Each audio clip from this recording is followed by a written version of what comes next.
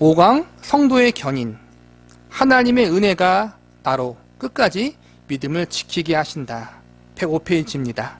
앞장에서 살펴본 내용의 당연한 귀결이다. 하나님의 사람들은 구원을 잃지 않고 끝까지 견디게 되어 있다. 하나님은 미리 하신 자들을 예정하시고 예정하신 자들을 부르시고 부르신 자들을 의롭다 하시고 의롭다 하신 자들을 영화롭게 하신다. 아무도 이 무리에서 떨어져 나갈 수 없다. 한번 이 백성에 속하면 영원히 안전하다. 하지만 성도의 견인 교리에는 그 이상의 의미가 있다. 성도는 끝까지 견디도록 되어 있지만 동시에 스스로도 믿음과 그 믿음에서 비롯된 순종으로 끝까지 견뎌야 한다. 선택은 무조건적이지만 영화는 그렇지 않다. 성경이 누누이 경고하듯이 그리스도를 굳게 지키지 않는 사람들은 결국 구원을 잃을 수 있다. 이 중요한 교리는 다음과 같이 몇 가지 논지로 요약할 수 있다. 한 주에 하나씩 배울 건데 여기서 말하는 구원을 잃을 수 있다는 것은 처음부터 구원받지 않았다는 거예요. 결론적으로 보면은 예수님을 믿고 영접하는 데 있어서 하나님이 인격적으로 역사하지만 정 과정을 보면은 결론적으로 하나님의 주권적인 부분이기 때문에 우리가 수동적인 부분이 있어요. 이미 택임 받았기 때문에. 그런데 이제는 영화적인 부분, 성화를 포함하는 거예요. 성화와 영화의 부분, 믿음을 지키고 구원을 지키는 그 과정 가운데 하나님이 우리에게 능동적인 걸 요구하신다는 거예요. 능동적인 믿음, 성숙을 요구하신다는 거예요. 그러므로 가만히 있으면 견인차가 끌고 가듯이 구원을 완성시키는 것이 아니라 하나님이 우리를 어떻게 해요? 연단시킨다는 거예요. 훈련하신다는 거예요. 생존케 만드신다는 것, 복종케 만드신다는 것, 이 과정이 포함되어 있는 거예요. 구원받으려면 믿음 안에서 끝까지 견뎌야 한다. 이 말이 복음이 하나님의 도구로서 믿음을 처음 낳을 뿐 아니라 또한 믿음을 보존해 준다는 것이다. 우리는 그리스도를 믿는다고 고백했다는 이유만으로 견인의 부르심 앞에 거만하고 경솔하게 행하지 않는다. 믿음을 고백하는 이들에게 악한 마귀가 미치지 못한다고 우리의 마음대로 확신해서는 안 된다. 우리가 싸워야 할 믿음의 싸움이 있다. 선택받은 사람들은 그 싸움을 피할 수 없으며 하나님의 주권적 은혜로 결국 이긴다. 구원받으려면 우리는 끝까지 믿음 안에서 견뎌야 한다. 구원의 승리는 이미 보장되어 있어요. 예수님 때문에. 그런데 구원의 승리는 보장되어 있지만 그 과정 가운데 있는 작은 전투들이 있다는 거예요. 거기서는 우리가 실패할 수도 있고 넘어질 수도 있고 질 수도 있어요. 그게 믿음의 선한 싸움이란 말이에요. 믿음의 선한 싸움을 싸워서 우리가 자주 넘어지지만 그것이 우리의 구원을 결정짓지는 않아요. 왜냐하면 전체적으로 모든 걸 예수님이 이미 이기셨기 때문에 우리는 이기는 전쟁을 하고 있는 거예요. 하지만 시시때때로 작은 전투에서 넘어질 수 있고 실패할 수 있다는 걸 우리는 알아야 된다는 거예요.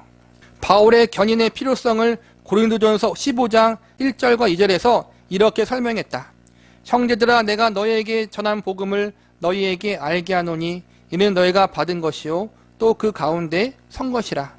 너희가 만일 내가 전한 그 말을 굳게 지키고 헛되이 믿지 아니하였으면 그로 말미암아 구원을 받으리라. 여기서 굳게 지키면이라는 말은 그리스도인의 삶에 잘못된 출발이 존재함을 보여준다.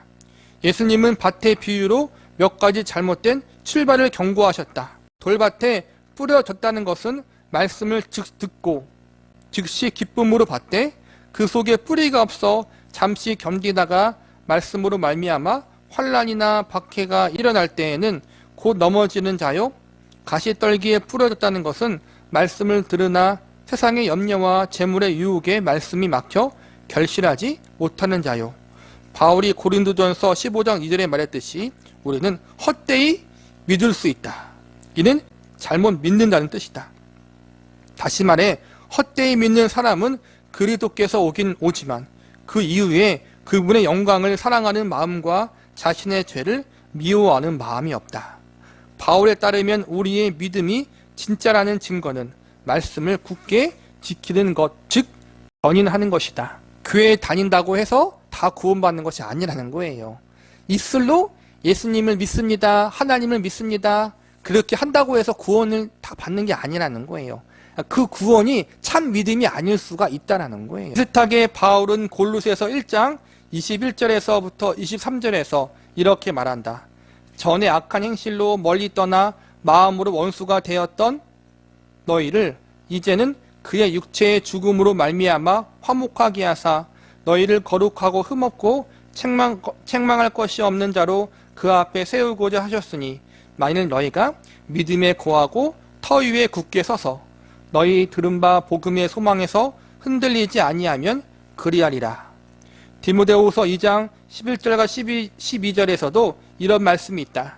mit보다 이 말이여 우리가 주와 함께 죽었으면 또한 함께 살 것이요 참으면 또한 함께 왕노릇할 것이요. 바울의 이런 말은 예수님의 가르침을 그대로 따른 것이다. 예수님은 마가복음 13장 13절에서 끝까지 견디는 자는 구원을 받으리라 라고 말씀하셨다.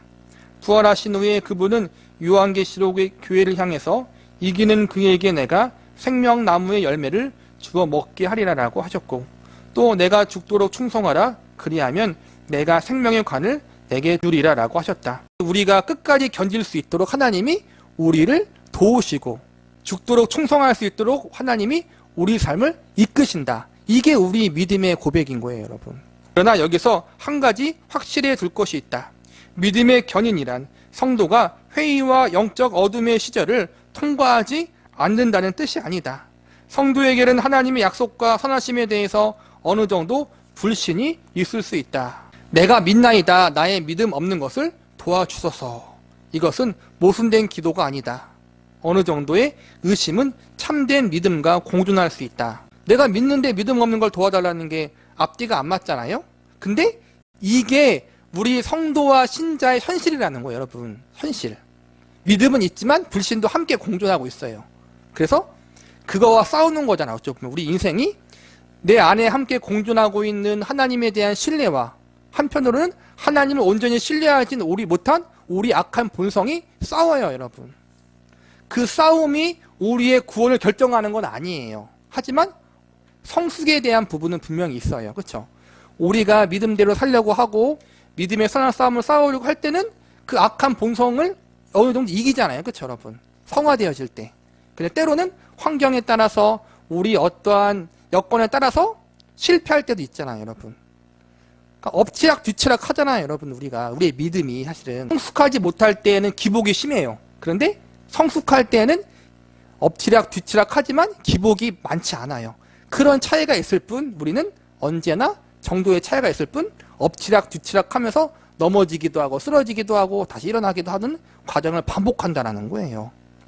그래서 우리가 실수하고 넘어지고 우리가 하나님 앞에 온전히 순종하지 못하는 것은 인간이기 때문에 어쩔 수 없는 부분이라는 거예요. 그러므로 믿음으로 끝까지 견뎌야 한다는 말은 다시 돌이킬 수 없을 만큼 완고한 마음으로 그리스도를 부인하는 지경까지 가서는 안 된다는 뜻이다.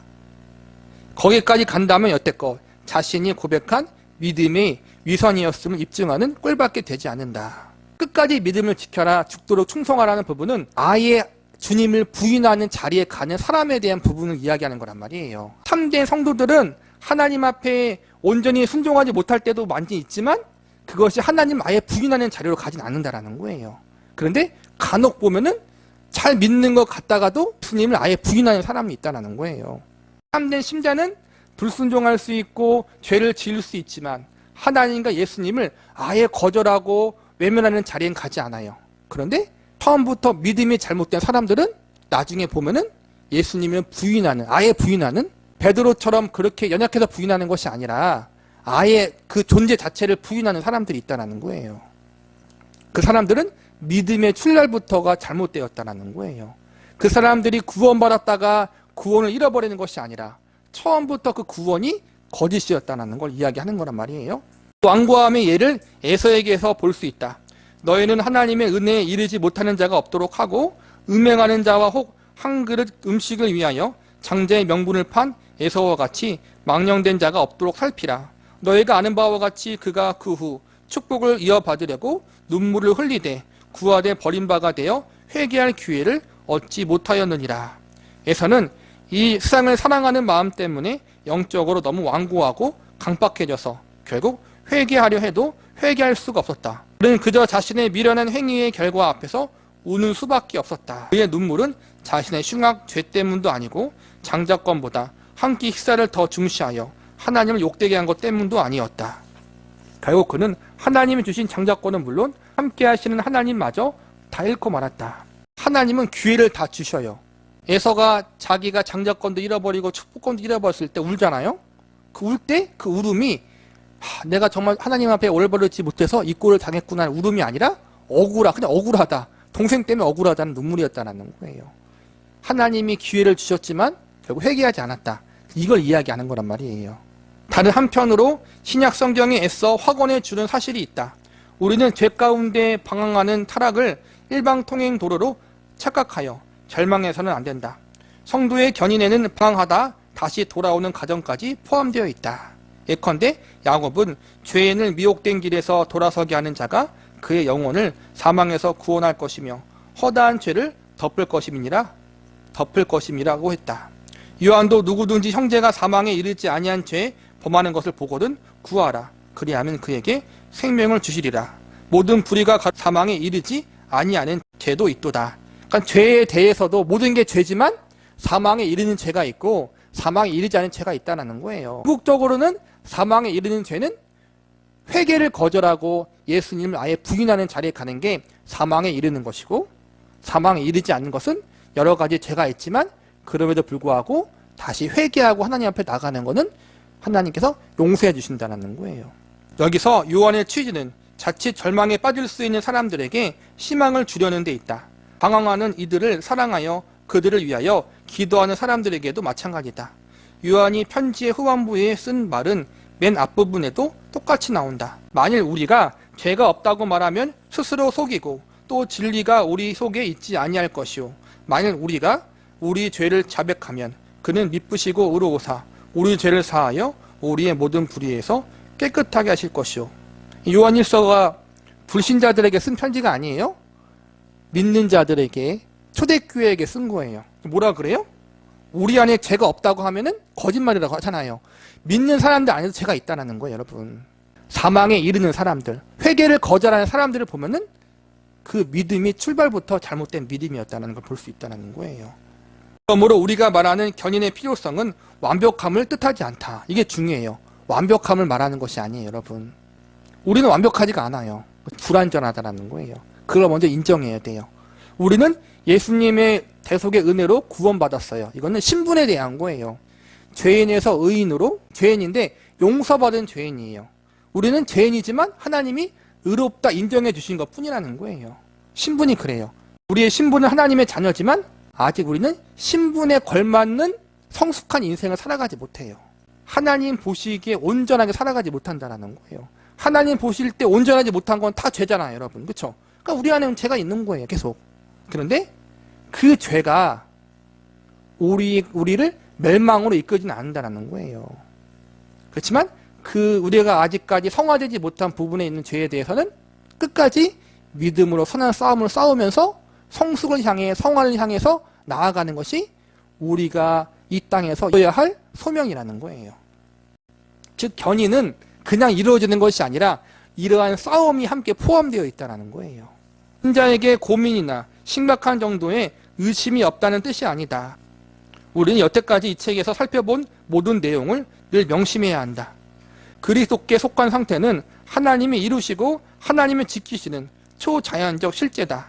성도의 가장 근본적인 표지는 행위가 아니라 신분이다. 이게 참 중요해요. 우리의 근본적인 정체성은 우리의 행위가 아니라 우리의 신분이라는 거예요, 여러분.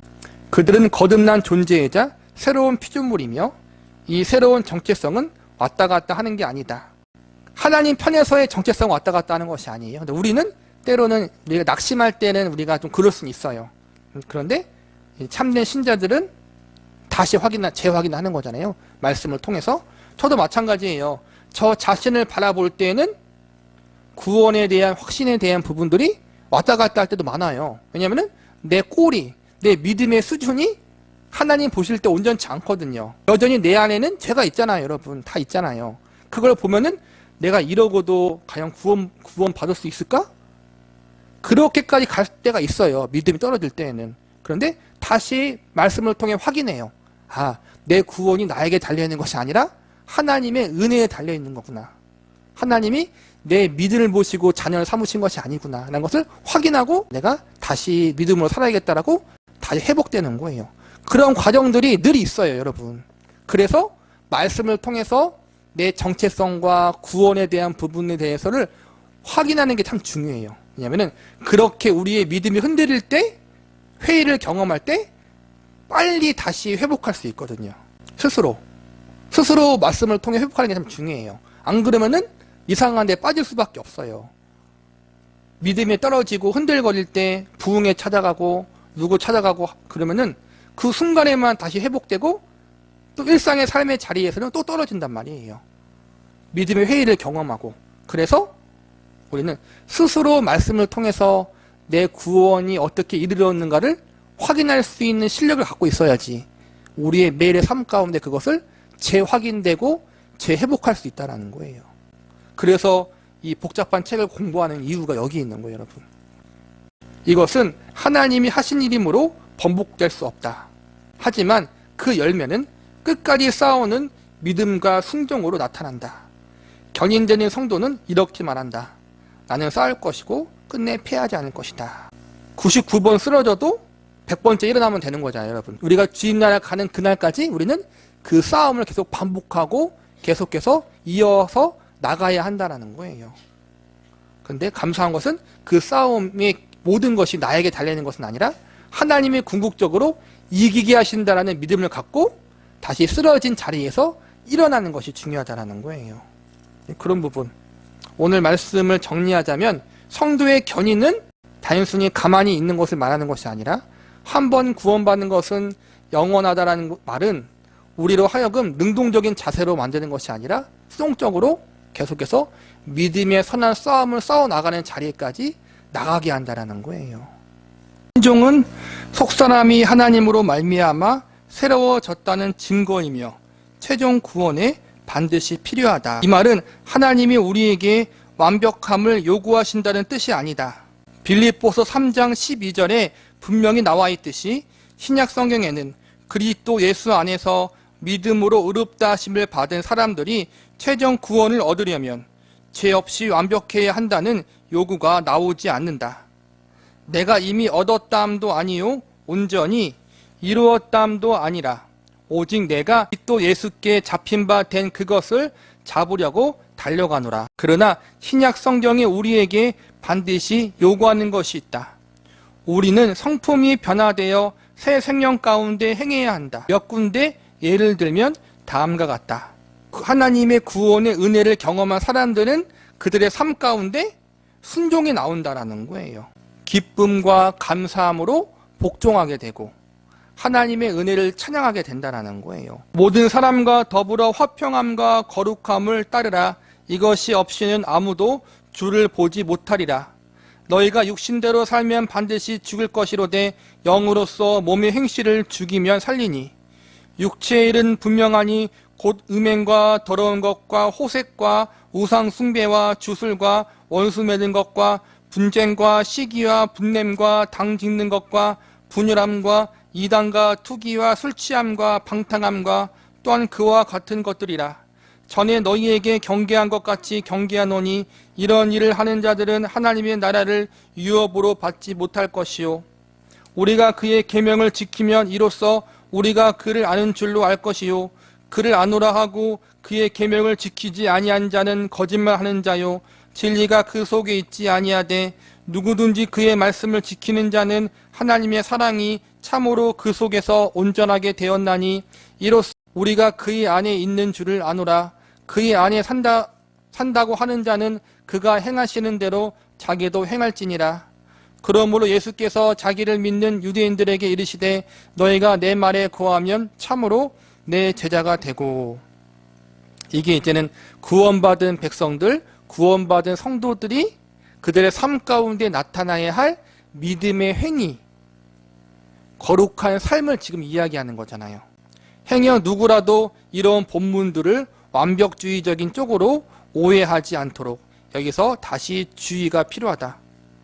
다시 말하지만 완벽하기 때문에 구원받는 것이 아니라 지금 앞에서 우리가 언급했던 이 말씀을 완벽하게 지키고 우리가 이 말씀에 완벽하게 부합하기 때문에 구원받는 것은 아니에요, 여러분. 이건 분명히 알아야 돼요.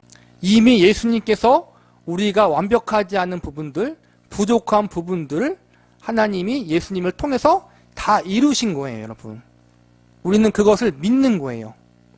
그런데 그렇게 믿는 사람들은 이렇게 하나님 말씀대로 순종하기 위해서 힘쓴다라는 거예요. 그것을 믿음의 선한 싸움이라고 할 수 있는 거예요, 여러분. 구원 받았느냐 안 받았느냐를 보여주는 증거 중 하나는 내 삶 가운데 이렇게 말씀에 순종하며 살려고 하는 믿음의 선한 싸움이 있느냐 없느냐를 보라는 거예요, 여러분. 우리는 넘어져요.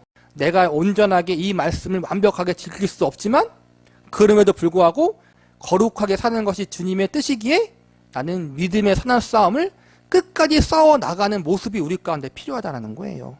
이것이 구원을 이루는 것은 아니지만 하나님께서 원하시는 거기 때문에 내가 순종하고 복종하고 거룩하게 살아가기 위해서 힘쓰고 애쓰고 몸부림치는 모습이 우리 가운데 있어야 되고, 그게 믿음의 선한 싸움이고 그것이 구원받은 자의 마땅한 삶이라는 거예요.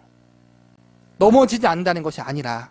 근데 그런 마음조차 없어. 하나님의 구원의 은혜를 받은 자가 아니라는 거예요. 수시로 넘어지고 자주 범죄하고 질투하고 시기하고 그런 게 우리 안에 있어요. 근데 구원받은 사람들의 특징은 뭐예요? 그게 있는데 그게 안타깝고 마음에 찔리는 거야. 아, 이러면 안 되는데 왜 자꾸 내가 이러지? 그런 아픔이 있다는 거예요, 여러분. 근데 그것조차 없어요. 그럼 뭐예요? 우리 구원을 점검해 봐야겠죠, 여러분. 맞나 안 맞나. 그걸 지금 이야기하는 거란 말이에요. 완벽함을 이야기하는 것이 아니라. 요한일서는 이 부분에서 우리에게 성경적 균형을 유지시켜 주려고 기록되었다. 한편으로 이런 말씀이 있다. 하나님께로부터 난 자마다 죄를 짓지 아니하나니 이는 하나님의 씨가 그 속에 거함이요 그도 범죄하지 못하는 것은 하나님께로부터 났음이라. 이 말씀이 성경에 있고 또 다른 말씀이 있어요. 볼게요. 다른 한편으로 이런 말씀들도 기록되어 있다. 만일 우리가 죄가 없다고 말하면 스스로 속이고 또 진리가 우리 속에 있지 아니할 것이요. 내가 이것을 너에게 쓰면 너희로 죄를 범하지 않게 하려 함이라. 만일 누가 죄를 범하여도 아버지 앞에 우리에게 대언자가 있으니 곧 의로우신 예수 그리스도시라. 그러니까 성경을 볼 때 늘 균형 있게 봐야 된다는 거예요. 한편으로는 죄를 지을 수 없다고 이야기하면서 또 한편으로는 죄를 지으면 우리 앞에 대언자가 있다. 예수님이 있다를 이야기하잖아요. 우리의 죄를 회개할 수 있도록 도우시는 분이 있다고 말하는 거잖아요. 그리고 본질적으로 우리는 죄가 없다고 말하면 거짓말쟁이라고 이야기하고, 우리는 늘 연약하잖아요. 그래서 죄도 짓고 넘어지고 쓰러지는데 그걸 당연하게 받아들이는 것이 아니라 마음의 양심에 찔림이 받고 주님 앞에 무릎 꿇고 주님 회개하면서 도와주세요라고 강구하며 나가는 것은 결론적으로 우리 안에 예수님이 있고 성령님이 있다는 거예요. 그러니까는 내 안에 믿음의 양심이 있느냐, 그리고 내가 믿음의 선한 싸움을 싸우려고 나아가느냐, 그것이 우리 안에 예수님이 있고 성령님이 있고 혹은 없고의 차이라는 거예요. 성도의 견인은 완벽함을 보장하는 것이 아니라 하나님이 우리에게 믿음의 싸움을 계속 싸우게 하신다는 뜻이다. 말씀에 순종하고자 죄를 멀리하고자 노력해요. 나름대로 어느 정도 이루었어요. 근데 뒤돌아보면 또 뭐예요? 그 가운데서 내가 온전치 못한 부분을 또 발견해요. 또 겉으로 지은 죄뿐만 아니라 마음으로 지은 죄도 죄잖아요, 여러분. 뜻과 마음과 생각과 생명을 다해서 하나님을 사랑하고 이웃을 내 몸과 같이 사랑하라. 그걸 지키지 못하는 것도 죄예요, 여러분. 그렇죠? 그 모든 말씀을 통해서 내가 온전히 주님 말씀을 지킬 수가 없구나. 내가 이 죄와 싸워야 되는데 늘 실패하구나. 이걸 안타까워하면서 다시 하나님 앞에 나가는 거예요. 또 우리가 계속 주님, 제가 온전히 지킬 수 없습니다. 도와주시옵소서. 주님의 공로를 의지합니다. 그러면서 나가는 거 끊임없이 주님 나라 가는 그날 때까지. 그게 믿음의 선한 싸움이고 이 싸움을 포기하지 않고 끝까지 싸울 수 있도록 하나님이 도우신다는 거예요. 그런데 또 중요한 것은 이 싸움의 여부가 구원에 대한 것이 아니에요, 여러분. 우리는 이미 예수님을 영접했다면 구원받은 사람이에요. 구원받았기 때문에 이 싸움을 끝까지 싸워 나가는 것이고 끝까지 싸워 나갈 수 있도록 하나님이 도우시는 거란 말이에요. 이 부분을 놓치지 말자라는 거예요. 그 결과로 우리는 죄를 미워하게 되고 결코 죄와 영원히 화해하지 않는다. 결국은 하나님이 이기게 하셔요. 그 가정 가운데 실패할 때가 많이 있어요. 그러나 그럼에도 불구하고 99번 실패했지만 100번째 다시 회개해서 일어나서 하나님을 바라보게 하시는 분이 바로 성령님이란 말이에요. 우리 안에 그러한 역사가 있어요, 여러분. 그러한 역사가 있는 것이 바로 우리가 주님의 자녀라는 증거라는 거예요. 우리의 믿음을 점검할 때 구원도 점검하고 동시에 구원받은 사람으로서 합당하게 살아가고 있는가도 점검하고, 그리고 그렇게 살지 못하는 우리의 모습을 늘 발견하면서 믿음의 선한 싸움을 싸워 나갈 수 있도록 늘 은혜를 구하는 것도 필요하다는 거예요. 그게 성도의 견인이라는 거예요. 오해하지 말라는 거예요. 작은 양심이나마 내가 이러면 안 되겠구나, 정말 하나님의 은혜를 구하면서 내가 죄인입니다, 도와주소서라고 그렇게 믿음의 선한 싸움을 싸워 나가는 그러한 믿음의 양심이 있다면 우리는 하나님의 은혜를 받은 사람이다, 그렇게 우리가 여기면 될 것 같아요. 구원받은 주의 성도들이 마땅히 그들의 삶 가운데 나타내야 할 믿음의 순종함과 복종함과 거룩함에 대해서 배웠습니다. 그 거룩함이 우리를 구원하는 것은 아니지만 우리가 구원의 은혜를 경험했기 때문에 거룩하게 살기에 힘쓰고 죄와 싸우기에 힘쓰는 것입니다. 우리가 하나님 죄와 타협하지 아니하고 이처럼 하나님의 거룩함을 사모하며 세상에서 믿음의 선한 싸움을 끝까지 싸워 나갈 수 있도록 주님 도와주시옵소서. 때로는 넘어지고 쓰러집니다. 그러나 하나님, 그럼에도 불구하고 그 쓰러진 자리에서, 넘어진 자리에서 다시 일어날 수 있도록 도우시고 회복해 하사 우리가 주님 나라 가는 그날까지 주님 앞에 하나님의 거룩함을 사모하고 더욱더 하나님을 사랑하는 마음 가운데 모든 일을 행할 수 있도록 주님께서 우리를 지도하여 주시옵소서. 감사드리며 예수님의 이름으로 기도했습니다. 하나님이 택하신 사람들은 구원을 잃을 수 없다. 그래서 우리는 영원한 안전, 즉 선택받은 사람들의 영원한 안전을 믿는다. 여기에는 다음과 같은 의미가 함축되어 있다. 하나님이 우리 안에서 일하심으로 그분이 영원한 구원을 위하여 택하신 사람들은 그분을 힘입어 끝까지 믿음 안에서 인내한다. 그리고 성령의 능력으로 새로운 삶의 요건을 충족시킨다. 하나님이 하시는 일에 끊어질 수 없는 연쇄 고리는 앞서 로마서 8장 30절에 살펴본 바와 같다. 또 미리 정하신 그들을 또한 부르시고 부르신 그들을 또한 의롭다 하시고 의롭다 하신 그들을 또한 영화롭게 하셨느니라. 이 구절에 명백히 나와 있듯이 구원의 소망 속으로 유유하게 부르심 받은 사람들은 정말 끝까지 인내하여 영화롭게 된다. 이 연속 과정 중에 중도 탈락자란 없다. 하나님의 이 약속의 뿌리는 1차적으로 무조건적 선택에 있고 또 앞서 보았던 주권적 은혜에 있다. 그 은혜가 우리를 회심시키고 지속시킨다. 이 연쇄고리는 끊어질 수 없다. 하나님의 구원 사역은 무호하며 그분의 언약과 헌신은 번복될 수 없기 때문이다. 우리가 공부하는 게 칼빈의 5대 지금 강령을 공부하고 있잖아요.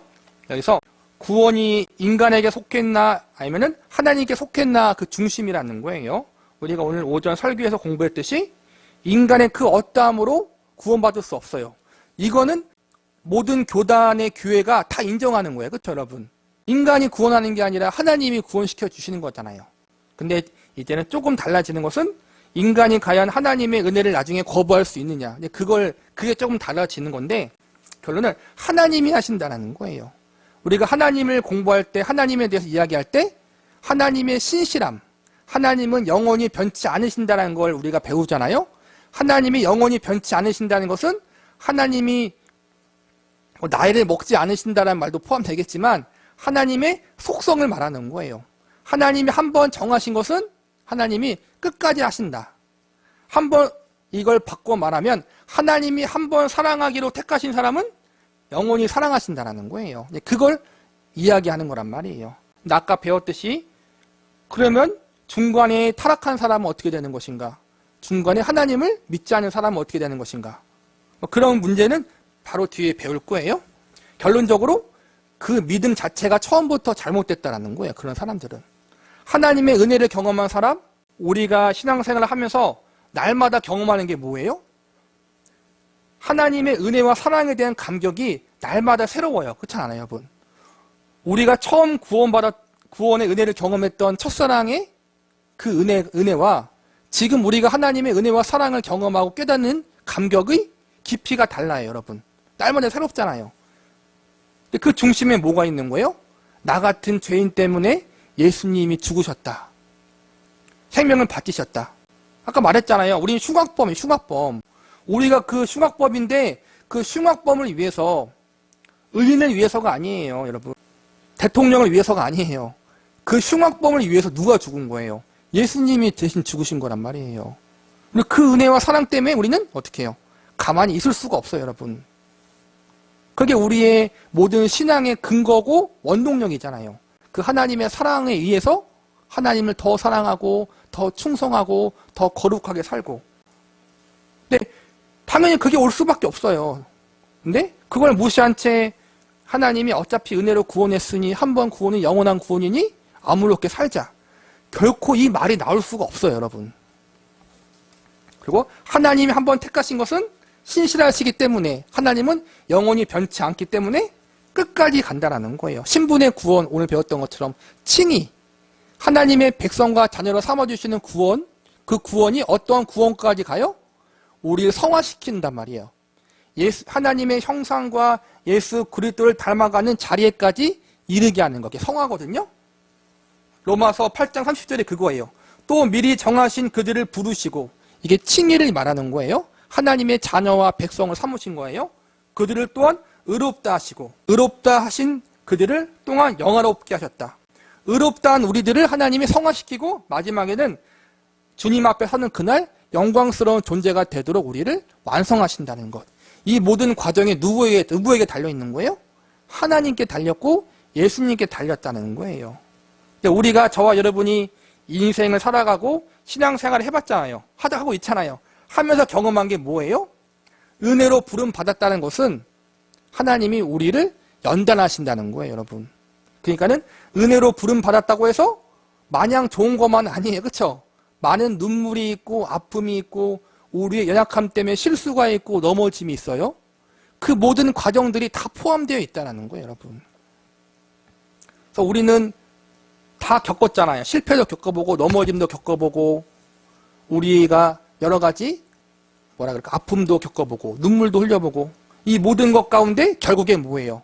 우리가 다 겪은 다음에 하는 말이 하나님의 은혜로 살았습니다. 그게 아니잖아요. 그거잖아요, 여러분. 하나님의 은혜는 방임이 아니에요. 우리를 끊임없이 사랑으로 연단하시는 것도 포함되어 있다는 거예요.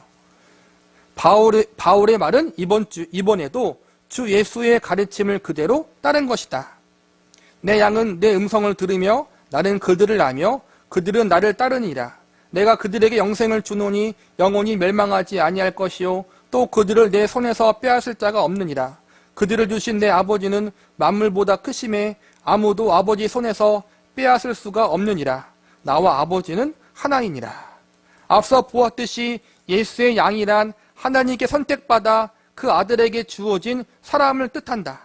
다시 말해서 자신의 양을 하나도 잃지 않으시겠다는 예수님의 약속은 곧 성자 하나님의 주권적 헌신인 것이다.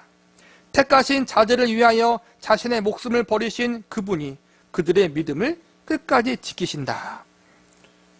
여러분, 쉽게 생각해 보세요. 우리가 흉악범일 때 하나님이 사랑하셔서 예수님을 보내셔서 우리를 구원하셨어요. 저와 여러분 누구도 제가 예수님이 필요합니다, 하나님이 필요합니다, 나는 죄인입니다라고 먼저 깨달아서 하나님 앞에 나온 사람이 없어요. 그렇죠? 어쩌다가 가족, 주위 친지들에게 전도받아서 교회 나가보고 교회 나가서 말씀 듣다 보니까 어느 순간 내가 죄인인 게 깨달아지고, 아, 나에겐 예수님이 필요하구나라는 깨달아지잖아요. 그렇죠, 여러분? 그러니까 우리는 전적으로 타락했기 때문에 처음부터 하나님을 찾지 않아요. 그런데 누가 먼저 우리를 찾은 거예요? 하나님이 먼저 찾아와서 우리의 완악한 마음을 깨트려 버리시고 우리가 행복하게 만드셨잖아요, 여러분. 근데 우리가 예수님 믿기 이전의 상태가 그거예요. 죄인이었다는 거예요. 경건하지 않았다는 거예요. 경건하지 않고 죄인이었던 흉악범과 같았던 우리 상태였는데 하나님이 먼저 사랑해서 구원하셨어요. 그런데 그 흉악범이었을 때 구원하신 하나님이 지금 예수님 믿고 있는 우리가 조금 잘못하고 실수했다고 버리시겠어요, 여러분? 아니잖아요. 무엇보다 예수님의 생명을 주고 샀잖아요, 여러분. 그러니까 예수님 생명 때문이라도 우리를 버리지 않으신다는 거예요. 반대로 그러면 어떻게 해요? 우리 넘어지고 쓰러지고 죄를 지으면 어떻게 해요? 하나님이 예수님의 생명 때문에 버리지 않고 우리를 고치신다는 거예요. 고쳐서 쓰신다라는 거예요. 끝까지. 고친다는 뭐예요? 우리를 회개케 만들고 우리를 성화시킨다는 거예요. 이게 하나님의 신실함이에요, 여러분. 신실함. 변치 않으심. 우리와 같지 않으시다라는 거예요. 변덕스럽지 않다라는 거예요. 이게 우리 구원의 근거예요, 여러분. 일부 신자들은 배반할 수 있으며 그것이 지속되면 이는 그들이 하나님께로부터 나지 않았고 믿음도 가짜라는 증거다. 신앙적인 방임, 그리고 신앙적으로 하나님에 대한 예수님의 감격도 없어요. 그냥 믿지 않는 사람과 똑같아요. 아니, 오히려 더 악해요. 그건 결국 뭐예요? 그 사람의 믿음이 가짜였다라는 거예요. 요한일서 2장 19절에 이런 말씀이 있다. 그들이 우리에게서 나갔으나 우리에게 속하지 아니하였나니 만일 우리에게 속하였다라면 우리와 함께 거하였으려니와 그들이 나간 것은 다 우리에게 속하지 아니함을 나타내려 함이니라. 그러니까 초대교회에서 이단들이 많았어요. 이단들이 교회에 들어와서 교인들을 빼가는 걸 이야기하는 거예요. 이단에 속하게 된 것. 결국은 그게 뭐예요? 처음부터 그들이 하나님께 속하지 않았던 자이기 때문에 그렇게 되었다라는 거예요. 구원 받았다가 구원을 잃어버린 것이 아니라 처음부터 그 사람들의 마음 가운데 구원에 대한 믿음이 없었고 구원에 대한 체험이 가짜였다라는 거예요. 비슷하게 누가복음 8장 9절에서 14절에 네 가지 밭의 비유가 해석될 때에도 말씀을 들을 때 기쁨으로 받으나 뿌리가 없어 잠깐 믿다가 시련을 당할 때 배반하는 사람들이 등장한다. 그런 일이 실제로 가능하다. 바로 그 사실 때문에 모든 지역 교회의 복음 사역에는 다음과 같은 권고가 자주 반복되어야 한다. 즉 교인들에게 권고하여 자칫 그들을 짓누를 수 있는 것들에 얽매이다가 정죄당하지 말고 믿음 안에서 인내하게 해야 한다. 믿음을 지켜야 됩니다. 거룩하게 살아야 됩니다. 끝까지 인내해야 합니다라고 성경이 가르치고 있고 교회에서도 계속 선포해야 된다는 거예요. 목사들은 청중 가운데 누가 좋은 밭이고 누가 나쁜 밭인지 확실하게 알 수 없다. 그래서 끝까지 견디라는 경고와 권면을 통해서 성도의 인내를 도와야 한다. 이게 목양이고 돌봄이에요, 여러분. 결코 칼빈주의, 은혜로 구원받는다는 것은 방임을 이야기하지 않아요, 여러분. 끝까지 싸워야 돼요, 여러분. 그리고 결국 끝까지 싸우게 하시는 분은 하나님이셔요. 성도들이 경고를 듣고 거기에 주의하면 이로써 그들의 겸손하고 선한 마음과 믿음이 입증되는 것이다. 우리는 하나님의 은혜로 구원받았고 우리가 한번 구원받는 것은 하나님께 속했기 때문에 영원하다. 이 진리의 가르침은 우리로 하여금 게으르게 만들지 않아요, 여러분. 그리고 저와 여러분이 경험한 게 뭐예요? 하나님은 우리를 결코 게으르게 놔두지 않으세요. 우리를 수시로 연단하시잖아요. 가만히 놔두지 않으시잖아요. 그렇죠, 여러분? 좀 편하게 있고 싶어. 근데 하나님이 우리의 외적으로 내적으로 여러 가지 연단들, 환난들을 허락하시잖아요. 그렇잖아요, 여러분? 욥처럼, 요셉처럼. 그렇기 때문에 결코 구원받은 사람들은, 성도들은 인생이 편치 않아요, 여러분. 하나님이 우리를 끊임없이 훈련시키시고 연단시켜서 정금과 같이 만드시는 일을 하신다는 거예요. 그게 구원받은 사람들의 삶이라는 거예요. 그렇기 때문에 절대로 우리는 방임할 수 없고 게으를 수 없고 하나님 앞에 나는 구원받았으니 이제부터 끝이다. 이런 말을 할 수 없어요. 오히려 어떻게 해요? 몸과 마음과 생명을 다해 주님을 사랑하기 위해서 더 힘쓰고 또 한편으로 그렇게 살지 못하는 우리의 연약함 때문에 괴롭잖아요, 여러분. 그 괴로움이 다행인 것은 괴로움이 절망으로 끝나지 않고 다시 하나님을 의지하는 자리까지 이끌잖아요. 이게 바로 성도의 삶이고 구원받은 신자의 삶입니다. 하나님은 구원받은 믿음의 진정한 첫 행위를 통해 우리를 온전히 의롭다 하시지만 이 믿음은 믿음의 순종을 통해 지속되고 열매를 맺는다. 이 말의 요지는 이렇다. 앞에서 믿음과 순종으로 인내할 필요성을 강조했지만 그렇다고 그것이 다음과 같은 의미는 아니다. 즉 하나님은 우리의 인내와 순종을 기다려서 확인하신 후에 우리를 예수 그리스도와의 연합을 통해 온전히 의롭다고 선포하시는 것이 아니다. 로마서 5장 1절의 말씀처럼 우리는 이미 믿음으로 의롭다 하심을 받았다. 그것은 과거의 일이다. 예수님을 처음 믿을 때 우리는 그리스도와 연합되었다. 그분과 연합된 그 순간 그분의 의가 우리의 것으로 정과되었다. 바울은 자신의 목표가 그 안에서 발견되려 함이니 내가 가진 의는 율법에서 난 것이 아니요 오직 그리스도를 믿음으로 말미암은 것이니 곧 믿음으로 하나님께로부터 난 의라고 했다. 그러니까 행위라고 나와 있는데 이게 뭘 말하냐면은 우리가 예수님을 구세주로 믿고 영접한 걸 의미하고 있는 것이고 또 한 발 더 깊게 나아가면은 결국에는 예수님이 우리를 구원하시기 위해서 이루신 대속의 은혜와 공로 자체를 이야기하는 거란 말이에요.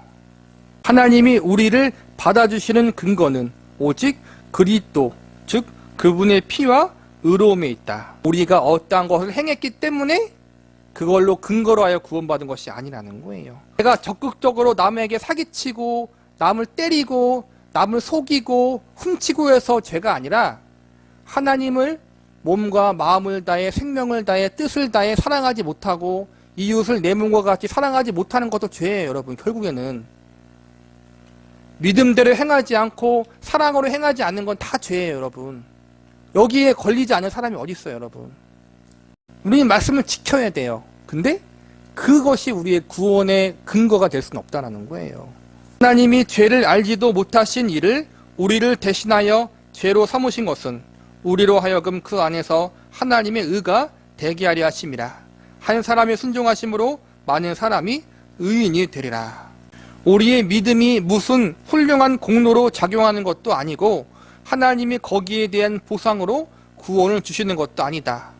믿음이란 단순히 그리스도를 받아들이는 것이다. 좋은 믿음을 말하는 것이 아니에요. 어떠한 믿음이에요? 내가 나를 구원할 수 없다라는 사실을 믿고 예수님만이 나를 구원할 수 있다는 것을 믿는 그 믿음을 말하는 거예요. 여러분 믿습니다는 그 믿음이 아니라 내가 갖고 있는 그 어떠한 것으로도 나를 구원할 수 없다. 나는 죄인이다. 그러나 오직 예수님만이 나를 구원할 수 있다. 그분이 나의 구원자다. 그걸 믿는 게 믿음이란 말이에요. 여러분 그것이 핵심이다. 우리가 행할 수 없는 일을 그분이 다 해주셨다. 그분은 우리의 죄의 형벌을 대신 당하셨고 우리를 온전하게 만들 길을 여셨다. 믿음은 우리가 하나님께 받아들여지는 근거가 아니라 그리스도와 연합하는 수단 내지 도구다. 오직 그분만이 우리가 하나님께 받아들이는 근거다. 예수님만이 우리가 하나님께 받아들일 수 있는 근거라는 거예요. 믿음은 오직 이걸 인정하는 게 믿음이에요. 이 사실을 인정하는 게. 칭의에서 순종의 역할은 우리의 믿음이 진짜임을 증명하는 데 있다. 사랑의 행위는 우리가 하나님께 처음부터 또는 최종적으로 받아들여지는 근거가 아니다. 하나님 쪽에서 우리를 새로 태어나게 하시고 믿음의 새 마음을 주셨다. 사랑의 행위는 그분의 그 주권적 역사를 입증하고 공적으로 드러내는 역할을 한다. 바울은 그것을 이렇게 표현했다. 그리스도 예수 안에서는 할례나 무할례나 효력이 없으되 사랑으로 역사하는 믿음뿐이니라. 칭의에서 하나님께 중요한 것은 사랑으로 역사하는 믿음이다. 우리의 사랑 때문에 하나님이 100% 우리를 위하시는 것이 아니다. 그리스도를 믿는 믿음을 통하여 하나님이 우리를 100% 위하시기 때문에 우리가 능히 사랑할 수 있는 것이다. 사랑은 성령의 열매이며 우리는 믿음의 첫 행위를 통해 이미 성령을 받았다. 즉 예수님을 영접함을 통해서 받았다는 거예요. 요컨대 최종 구원을 얻으려면 반드시 믿음과 순종으로 인내해야 하지만 그렇다고 하나님이 끝까지 기다려 보신 후에 우리를 받아주시고 입양해 주시고 의롭다 하신다는 뜻이 아니다. 우리가 믿음의 싸움을 싸우는 것은 하나님을 100% 우리 편으로 만들기 위해서가 아니다. 그 일이라면 우리가 믿음의 첫 행위로 그리스도와 연합할 때 이미 이루어졌다.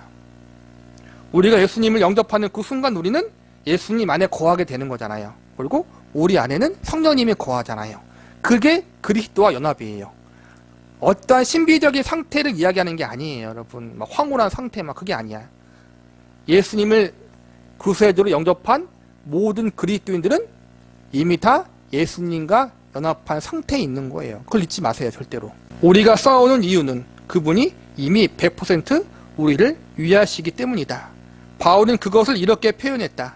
내가 이미 얻었다함도 아니요 온전히 이루었다함도 아니라 오직 그리스도 예수께서 나를 자신의 소유로 삼으셨기에 그것을 잡으려고 달려가노라. 그리스도가 우리를 자신의 소유로 삼으셨다. 그래서 우리는 계속 싸운다.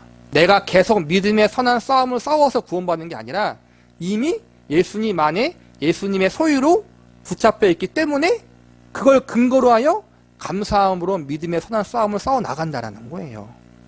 구원의 근거로서의 싸움이 아니라 구원받은 자로서 싸운다는 거예요. 최후의 심판은 행위대로 이루어지는데 그때 하나님의 법정에서 행위는 칭의와 관련하여 다음과 같은 역할을 한다.